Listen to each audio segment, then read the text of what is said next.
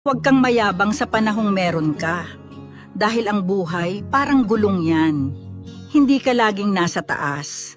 Oo, ngayon, baka okay ka. May pera, may trabaho, may respeto. Pakiramdam mo, ikaw na. Pero ang bukas, hindi mo hawak yan. Pwedeng isang araw, magising ka, iba na lahat.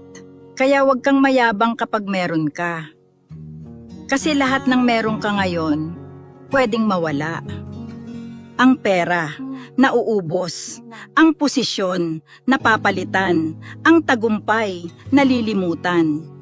Pero alam mo kung anong hindi nawawala? Ang ugali mo. Ang pagpapakumbaba mo. Yan ang tunay na yaman.